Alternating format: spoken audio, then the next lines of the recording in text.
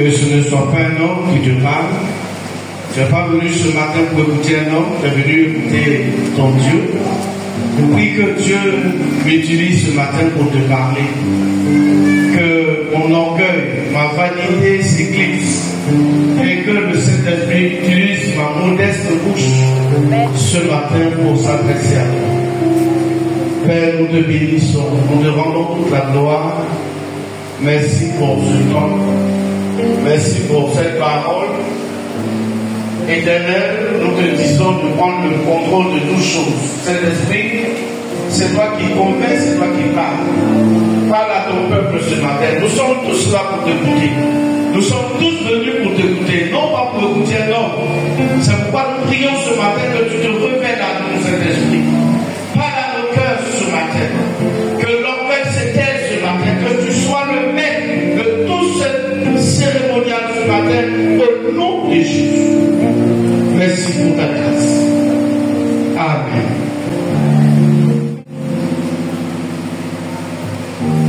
Alléluia. Est-ce que tu es là? Balance la main au Saint-Esprit. Voilà, je te salue ce matin dans le précieux nom de ton Sauveur, de notre Sauveur Jésus-Christ. Je veux commencer par te dire déjà le thème de mon message avant que je n'avance.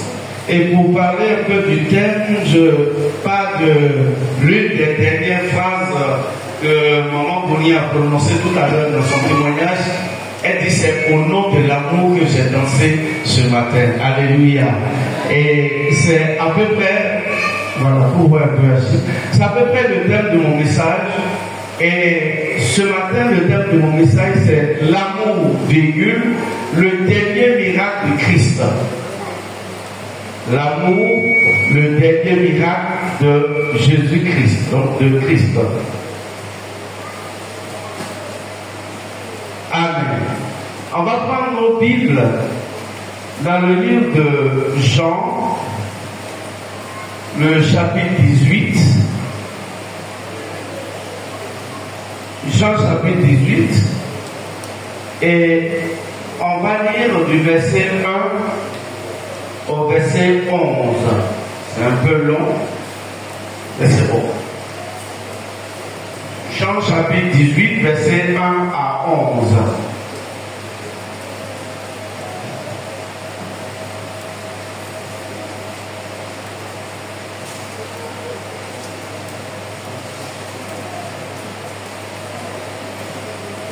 Chapitre 18, verset 1 à 11. Excuse-moi, si tu n'as pas ta Bible, écoute simplement la parole. Si tu as ta Bible, il faut suivre également avec l'évangéliste.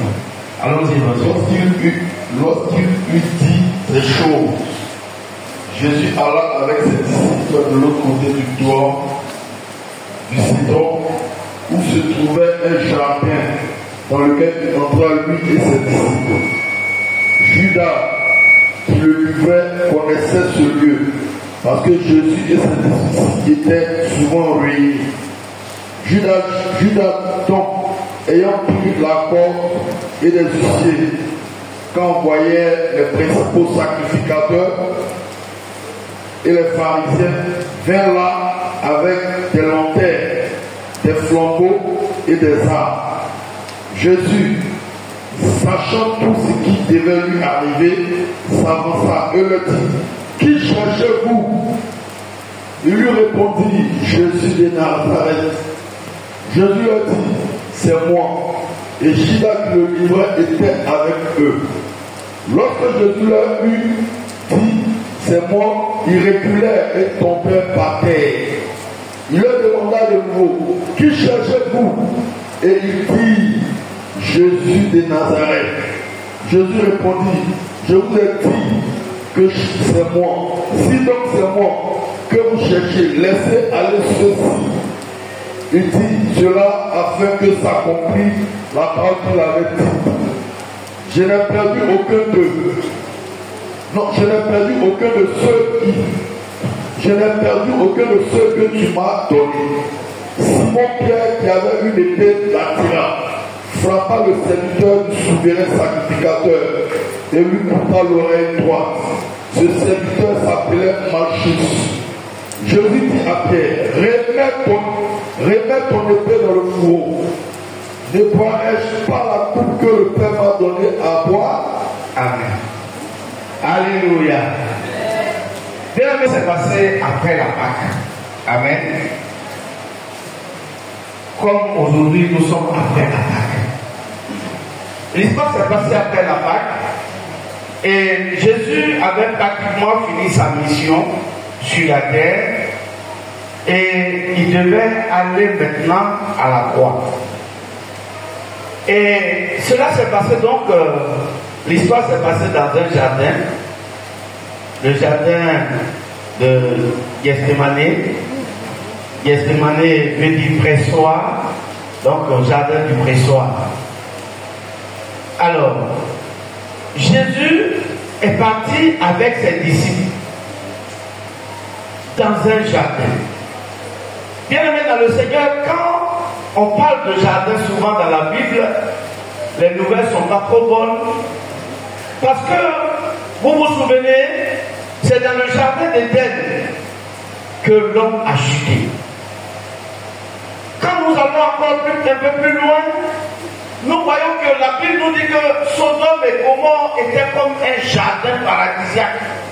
Mais c'est là-bas que Lot a perdu la vie.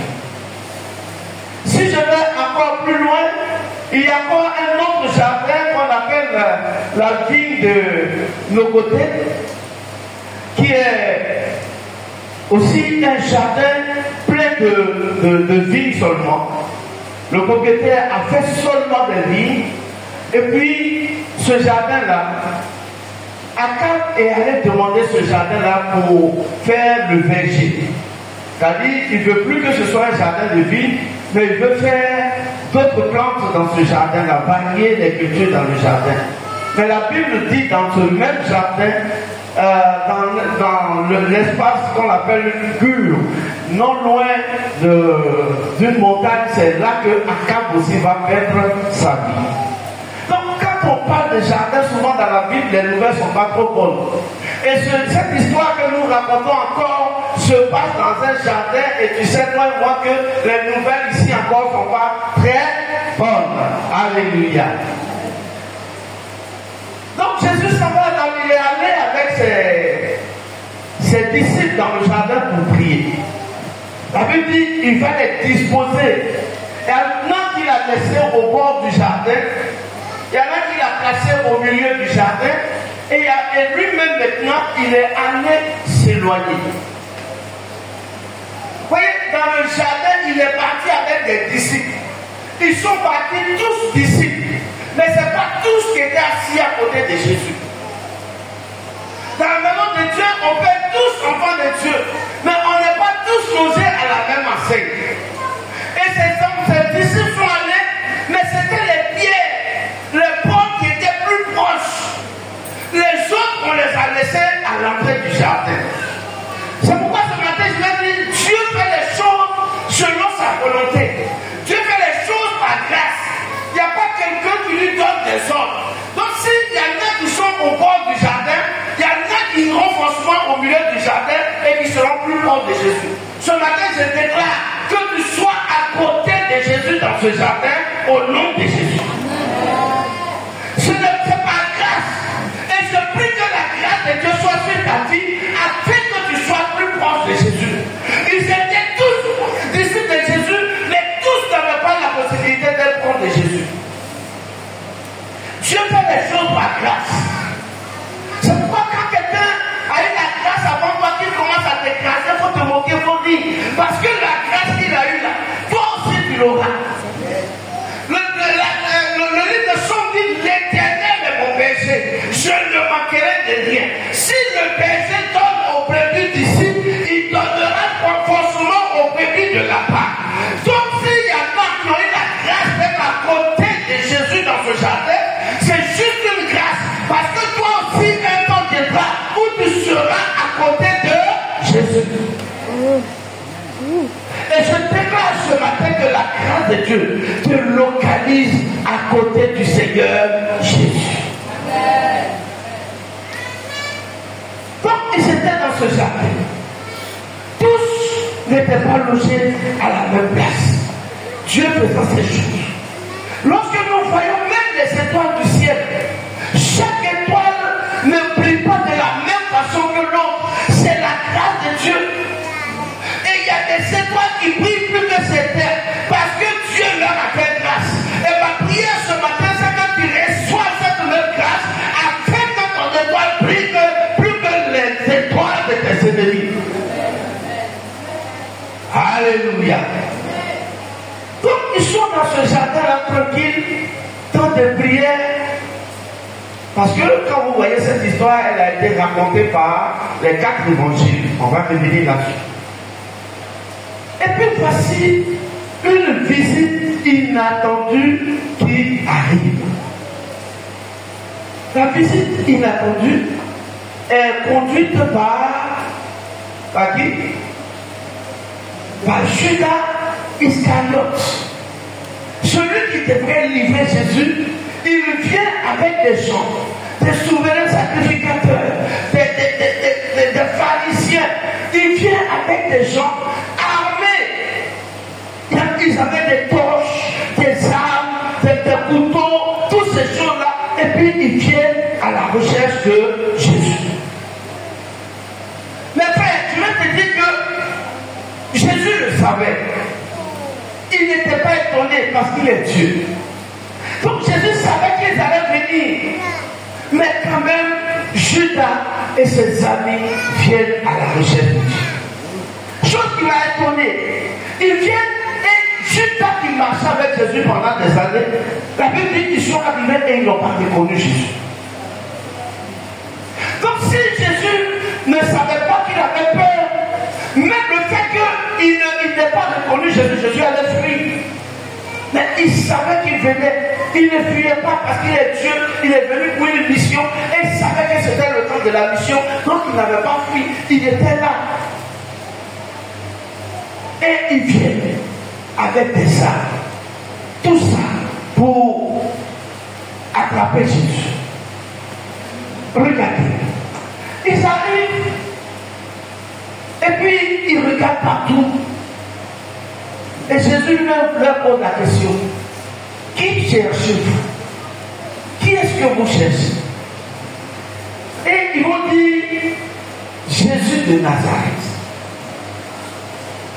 La Bible dit, Jésus va leur répondre, c'est moi.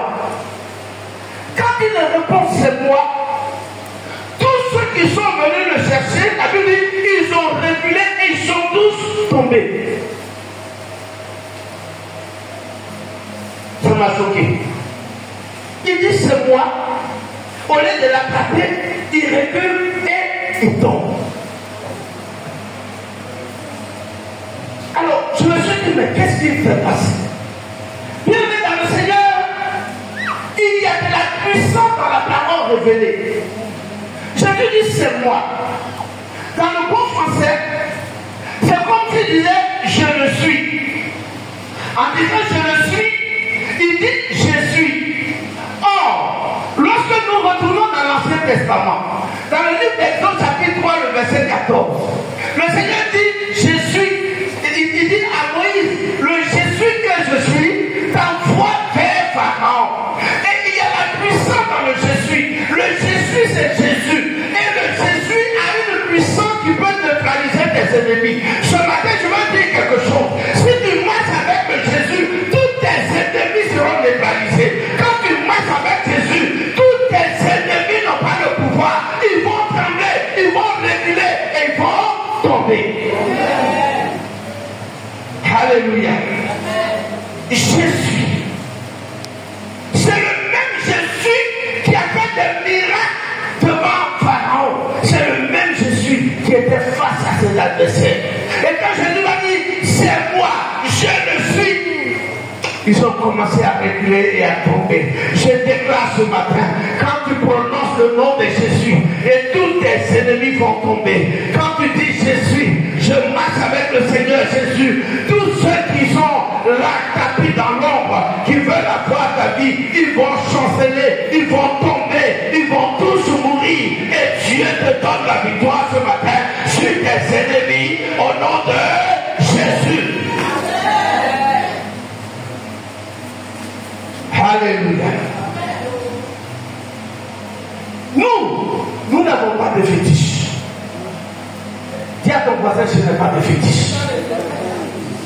Nous ne mettons pas de ceinture aux oreilles, mais nous savons Jésus de Nazareth.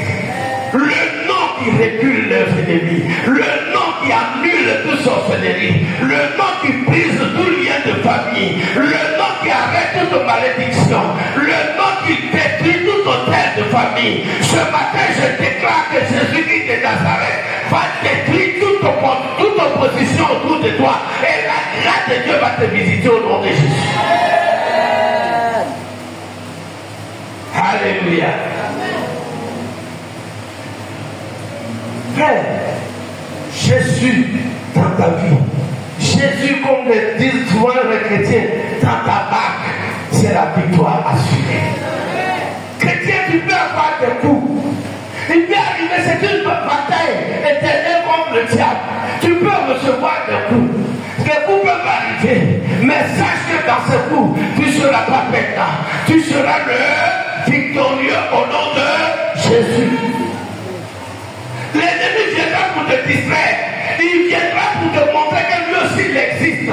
Mais je vais te dire, le Jésus que tu adores, si tu continues de marcher avec son nom, toute inimitié autour de toi sera vaincue au nom de Jésus. Alléluia. N'aie pas peur. Ce matin, je parle à quelqu'un. N'aie pas peur. Tous ces ennemis qui sont en train de se manifester autour de toi, c'est leur temps de tomber qui est arrivé. Parce que Jésus a décidé de se lever pour te défendre.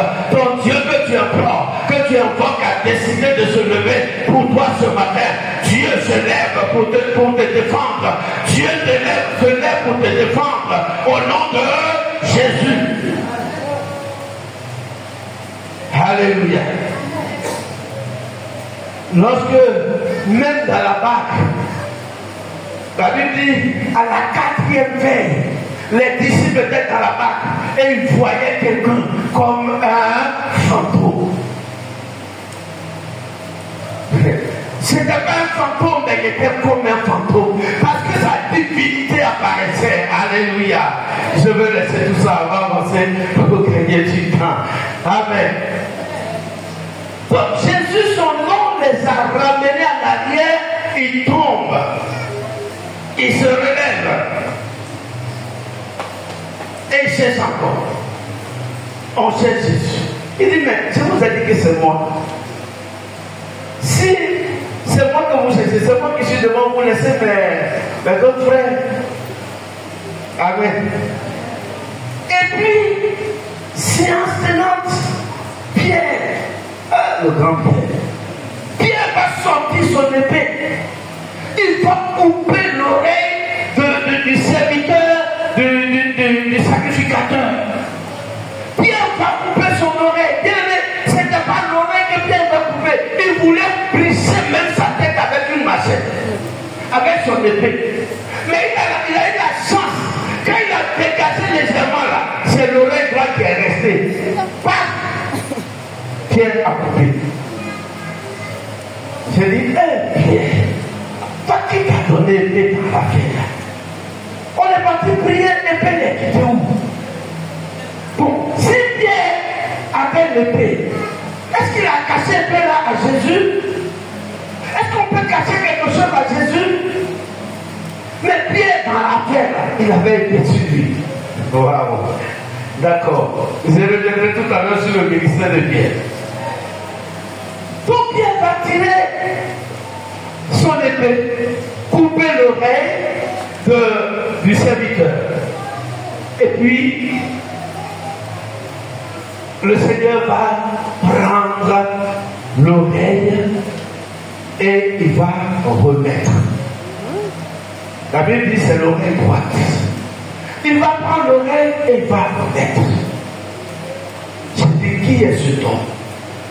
Qui est cet homme qui peut placer une oreille à sa taille juste, Parce que si on envoie aujourd'hui un homme médecin le plus développé qui a eu des doctorats sur des doctorats, il faut prendre au moins 1 heure en train de calculer la distance de l'oreille, de où on va mettre pavillon pour que tout tombe bien. Mais la Bible dit, en un instant, ce Dieu l'a pris l'oreille. Quand il l'a placé, l'oreille est tombée juste.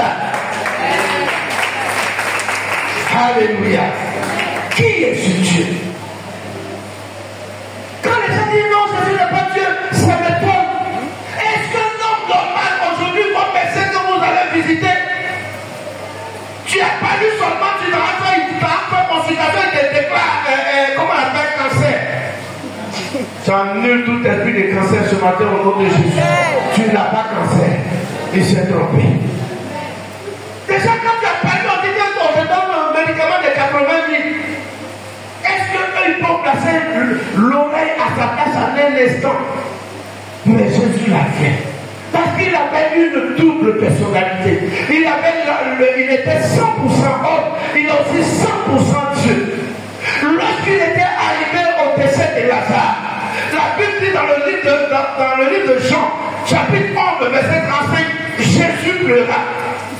Oui, Jésus a pleuré à cause de sa dimension humaine. Mais quand il s'est déplacé, il est arrivé au tombeau. Il a dit Lazare sort et la mort a obéi. C'est ce Dieu-là que tu adores et que tu as peur. Il est capable de dire à des situations sortez. Et des situations glorieuses vont sortir pour te trouver dans ce temple ce matin au nom de Jésus. Il est capable de dire à ton mariage, mariage sort. Et le mariage va courir pour te trouver dans ta maison. Il est capable de dire chômage, chômage, chômage sort. Le chômage va courir et l'embauche va te trouver. Il est capable de dire maladie sort. La maladie dont tu souffres depuis des mois, des années, cette maladie va disparaître au nom de Jésus. Il est capable, il est capable, il est capable parce qu'il a une double personnalité. Il est 100% homme, mais il est aussi 100% Dieu. Alléluia. Quand il était dans la barque, il avait la dimension humaine. Mais lorsqu'il s'agissait de marcher sur l'eau, il a rejoint la dimension de Dieu. Ce n'est pas n'importe qui. C'est un grand Dieu. Et c'est à Dieu, je reviens à mon texte, c'est à ce Dieu qui a fini son ministère, qui partait à la croix. C'est à lui qui a donné travail ce soir. Pierre pleurait. Il va faire un miracle de même pleurer.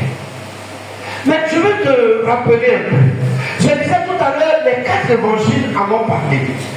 Matthieu a parlé de cette histoire. Marc a parlé de cette histoire. Luc a parlé de cette histoire. Merci, pasteur, merci beaucoup. Et puis, Jean en parle. Mais regardez, quand vous allez à la maison, lisez les 4 évangiles là-dessus, vous allez voir quelque chose. Matthieu n'a pas parlé de celui qu'on a blessé. C'est-à-dire, Marcus là, il n'a pas parlé de lui. Il n'a pas parlé de celui qui a coupé l'oreille. Pierre, il n'a pas parlé. Il n'a pas dit son nom. Parce que, il est comme nous les bons chrétiens, on cache. Tu sais que ton frère fait péché, mais comme Dieu dit de ne pas parler, tu caches. Matthieu a caché. Marc n'a pas caché. Luc le médecin, il n'a pas dit.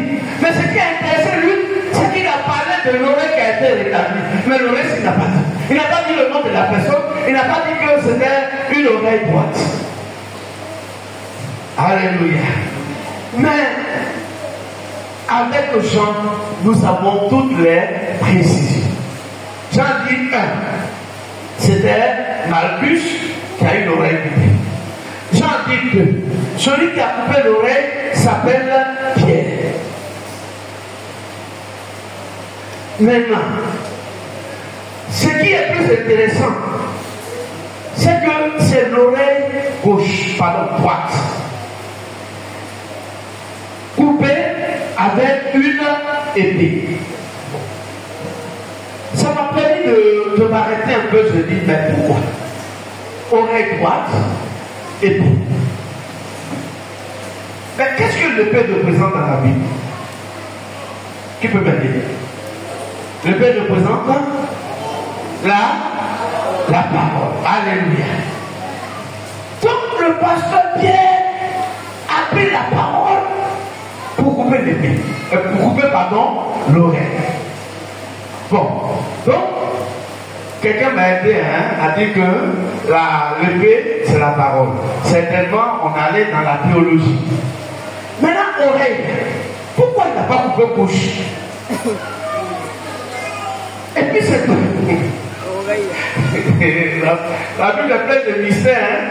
Pourquoi c'est oreille droite? Là, maintenant, ce n'est plus d'aller dans la Bible. Il faut demander au médecin. Pourquoi oreille gauche et oreille droite et pas oreille gauche? Alors, je me suis renseigné pour toi. Ne t'inquiète, tu vas en parler.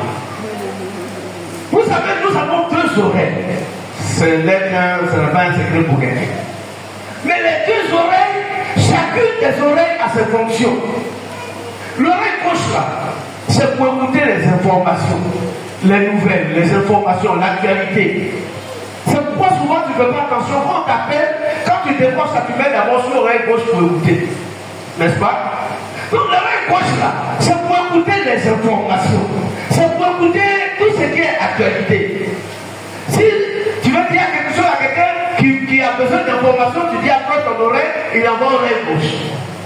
Maintenant, l'oreille droite. L'oreille droite est une oreille réservée à tout ce qui est ton. D-O-N, ton.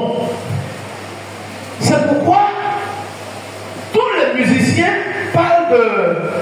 Pas ça qu'on appelle oreille, on dit quoi, musicale. Parle d'oreille musicale. Quand tu veux écouter les sons, les sons, les tons, c'est l'oreille droite que tu tends parce que c'est l'oreille musicale, l'oreille des tons. Mais une particularité que nous ne savons pas, l'oreille droite là, c'est l'oreille de tout ce qui est distraction. Dis-moi, mais je veux parler. C'est l'oreille des distractions. C'est l'oreille droite que tu tends toujours à l'église pour te dire, le frère là il a chuté, hein? La soeur là elle a grandi, oui. C'est l'oreille droite. C'est pourquoi le pasteur Pierre, il dit dans cette église, toute oreille droite qui écoute les papatoyas, qui est distrait, je vais couper. Ce matin, je déclare ton oreille droite qui écoute les mensonges. Au nom de Jésus, Pierre de la race ce matin. Pourquoi tu n'as pas fait bien? Alléluia. Pierre, c'est un pasteur. Donc, il connaît les commérages de l'église. Et c'est les oreilles droites qui sont toujours prêtes à écouter. Toute oreille droite qui écoute les mensonges et qui dirige l'église ce matin, au nom de Jésus, Pierre la rache. Alléluia. C'est pourquoi Pierre n'a pas choisi l'oreille gauche. C'est l'oreille droite qu'il a enlevé. Amen. Wow. Si tu n'es pas sûr, tu peux demander aux scientifiques ce que j'ai dit là, ils vont dire. Amen. Acclame le Seigneur.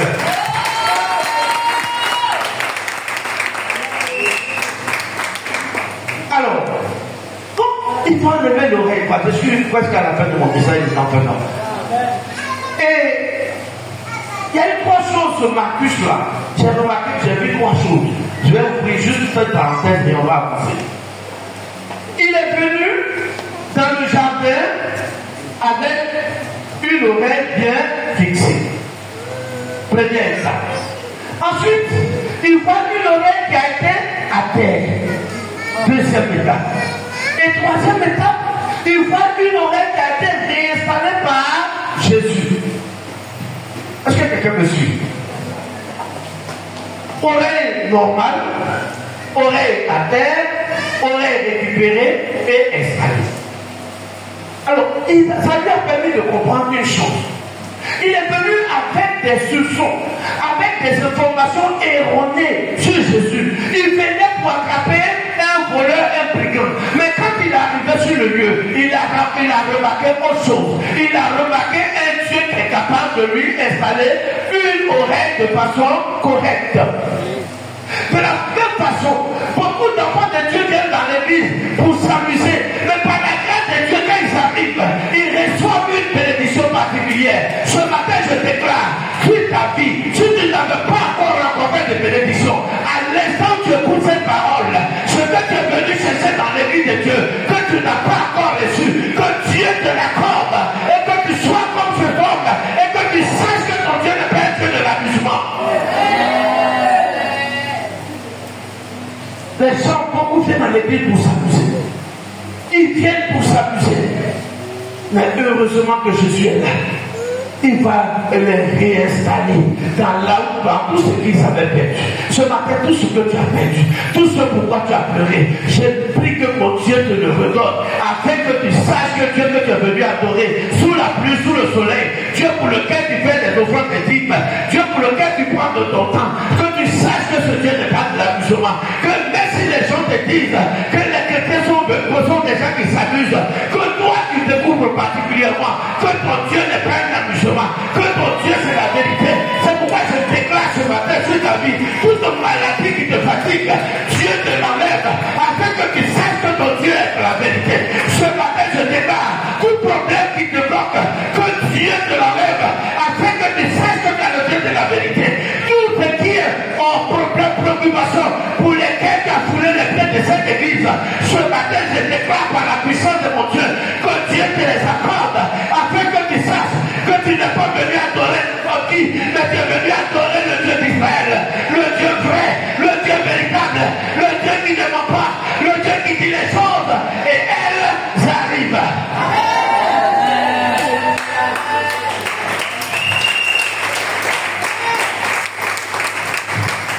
Alléluia. Ils étaient venus pour un Dieu qui pouvait être un brigand, un voleur. Ils sont venus pour arrêter quelqu'un qui était peut-être menteur. Mais Malchus a vu ce jour-là qu'on fait amusement, mais Dieu ne s'amuse pas avec lui. Alléluia. Je veux terminer maintenant et je termine par le thème par lequel que je vous avais présenté. Ici, regardons ensemble. Pierre a coupé l'oreille. Jésus réinstalle l'oreille. Mais dites-moi, est-ce qu'ils avaient affaire à Pierre? Est-ce que c'est à Pierre que ceux-là sont ici, ils avaient affaire? Aidez-moi, on va prêcher ensemble? Non! Mais qui a coupé l'oreille? Ils ont affaire à qui? Ils ont affaire à qui? Merci Seigneur. Ils ont affaire à Jésus. Ils n'ont pas affaire à Pierre. Mais c'est Pierre qui a coupé l'oreille. Et Jésus à qui ils ont affaire, c'est lui qui prend l'oreille et qui colle. Jésus a juste dit à Pierre, reste ton épée, ne recommence plus, pas d'autres commentaires. Mais il a pris l'oreille, il l'a installé. Ce matin, je suis venu te dire une information très importante et par laquelle je termine. L'amour. Jésus avait affaire à des ennemis. Ce sont ses ennemis. C'est pas qu'il a entendu que c'était ses ennemis. Lui-même, vis-à-vis, ses ennemis sont venus armés pour le prendre. Ce sont ses ennemis. Mais lui, il prend son oreille et il le met. Il remet l'oreille de Malchus. Pardon, je veux dire, il remet l'oreille de son ennemi. Quel amour! Quel amour! Est-ce qu'aujourd'hui, dans la maison de Dieu, on peut trouver des Christ, ou du moins des petits Christ, qui vont aimer leurs ennemis, des gens qui veulent les tuer? Tu sais que la personne a des critiques, tu sais que la personne ne t'aime pas, tu sais que la personne fait des choses pour te nuire, mais malgré ça, tu vas l'aimer.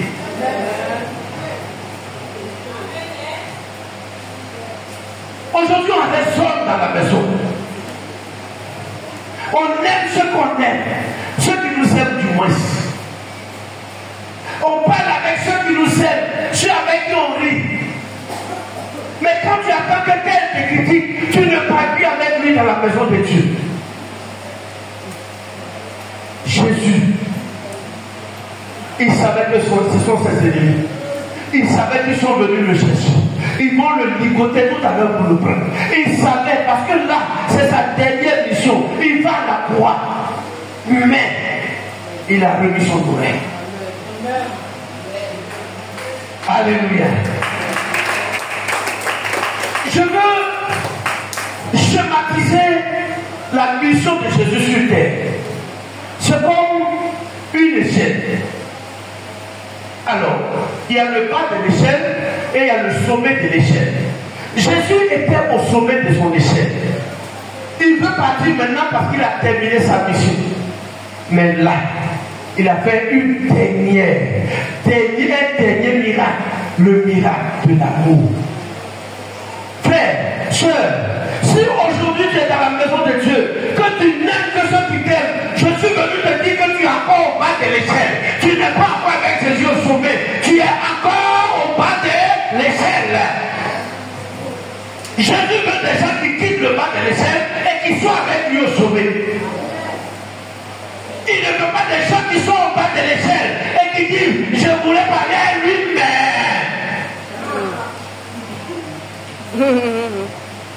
je voulais lui faire ça, mais dans la maison de Dieu, il y en a qui ont des moyens pour aider, mais quand ils savent qu'ils sont en face de leurs ennemis, ils ne peuvent plus aider. Tu es au bas de l'échelle. Quitte le bas de l'échelle ce matin. Va en haut. Jésus est au sommet déjà. Jésus sait des gens qui sont avec lui au sommet et non pas des gens qui sont encore dans le bas de l'échelle. Alléluia. Si tu aimes ceux qui t'aiment, qu'as-tu fait de spécial? Si tu donnes à ceux qui te donnent, qu'est-ce que tu as fait de spécial? Si tu rejettes ceux qui ne t'aiment pas, qu'est-ce que tu as fait de spécial? À cause de nous, beaucoup sont encore dans le monde. Parce que nous-mêmes qui sommes dans la maison de Dieu, la haine nous fatigue. Ce matin, je veux parler à quelqu'un qui va se lever promptement à la fin de cette journée, qui va aller voir, même celui que tu sais qui te critique, tu vas aller le voir et tu dis le Seigneur m'envoie. Par rapport au message que j'ai entendu ce matin, je veux faire la paix avec toi, parce que je suis quelqu'un qui vient aller au sommet avec Dieu et non quelqu'un qui veut rester dans la bassesse. Je veux pas être dans la bassesse, je veux être au sommet avec Dieu. Et ce matin, je suis venu te faire la paix. Alléluia. Je veux juste que tu te lèves, on va juste te prier. Tu vas juste dire au Seigneur, donne-moi un cœur d'amour. Seigneur, donne-moi un cœur de pardon.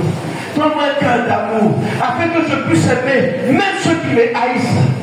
Afin que je puisse aimer même ceux qui me rejettent. Afin que je puisse parler avec même ceux qui ne m'aiment pas. Je suis sûr qu'ils ne m'aiment pas. Mais Seigneur, je vais les amener à changer d'avis. Voilà la prière que tu vas faire à Dieu ce matin. Élève la foi, prie le Seigneur. Prie le Seigneur ce matin. Prie le Seigneur ce matin. Parle à Dieu. Demande à Dieu, Seigneur, je veux ce matin que tu me donnes le cœur d'amour que tu as. Quelqu'un a enlevé ton oreille. Enlevé, il est venu te tuer, mais tu as replacé son oreille.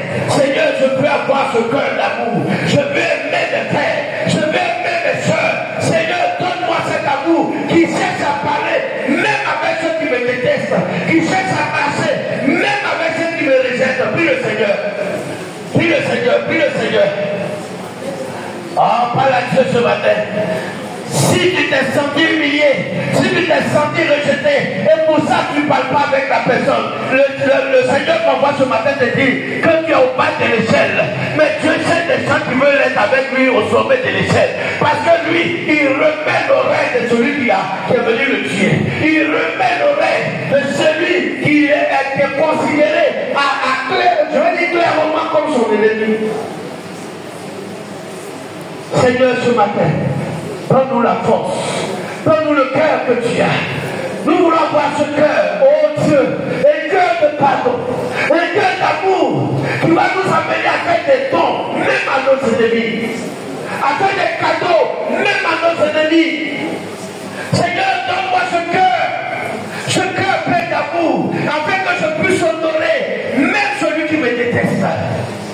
Prie le Seigneur ce matin. Parce qu'il y a des gens que tu vas envoyer à Dieu sans le savoir. Il y a des gens qui attendent ton mot pour aller dire ton Dieu est grand. Il y a des gens qui attendent ton témoignage pour savoir combien ton Dieu est grand, combien ton Dieu est amour. Et cet amour-là, Dieu va permettre que ta bénédiction qui était bloquée t'arrive au nom de Jésus. Seigneur, ce matin, donne-moi un cœur d'amour, afin que je puisse pardonner et je puisse aimer même ceux qui me détestent, même ceux qui me rejettent, même ceux qui font des coups, des plans pour me tuer. Que je pardonne à ceux-là et que je les aime aussi, Seigneur, parce que c'est ta créature. Je ne veux pas combattre l'échelle, mais je veux être au sommet avec toi. Parce que celui qui est au sommet avec toi, il est visité régulièrement par tes grâces et tes bénédictions.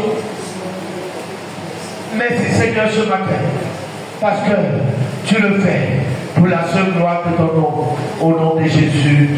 Amen. Acclame le Seigneur.